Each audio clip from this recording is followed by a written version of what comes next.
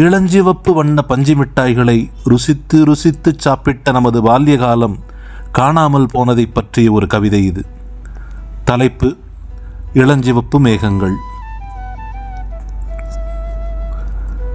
கண்முன்னே இந்த மண்ணில் பள்ளியின் வாசல் மரத்தடியில் இளஞ்சிவப்பு மேகங்களை மூங்கில் குச்சிகளின் முனையில் சுழற்றி சுழற்றி வித்தை காட்டிட நா சுரந்த அருவியை தொண்டைக்குள் ஆர்ப்பரிக்கச் செய்த அந்த வண்ண அண்ணனை காணவில்லை.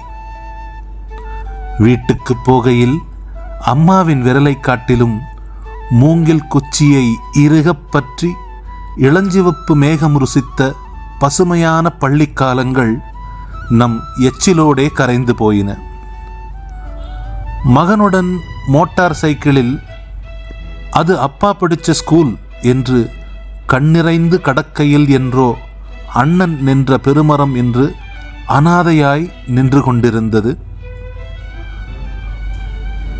கோடை விடுமுறைகளில் தெருவினில் மணி ஒலித்தால் அண்ணன் பாலித்தீன் பையில் அடைத்த பஞ்சு மிட்டாய் மேகங்களை ஊசி குத்தி இடி இடிக்க விடுதலை செய்து மகிழ்ந்துண்ட பிசுபிசுப்புகள் இவனின் மகனுக்கு வாய்ப்பது சந்தேகம்தான்.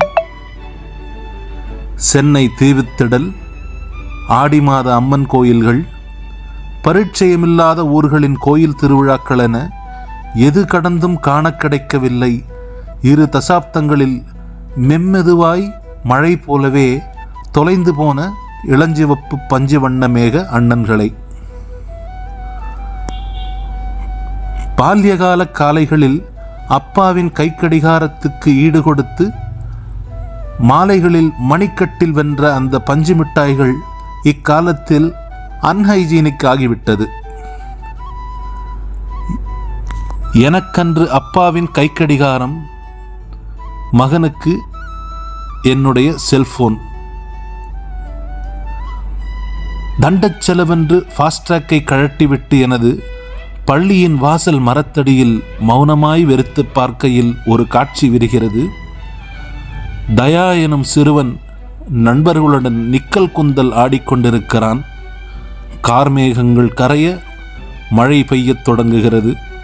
அதை அந்த வண்ண அண்ணனாய் நின்று நான் வேடிக்கை பார்த்து கொண்டிருக்கிறேன். பீரிட்ட அழுகையின் கண்ணீரை மழை மேகங்கள் மறைத்து கொண்டிருக்கின்றது. கவிதையாக்கம்: தயா.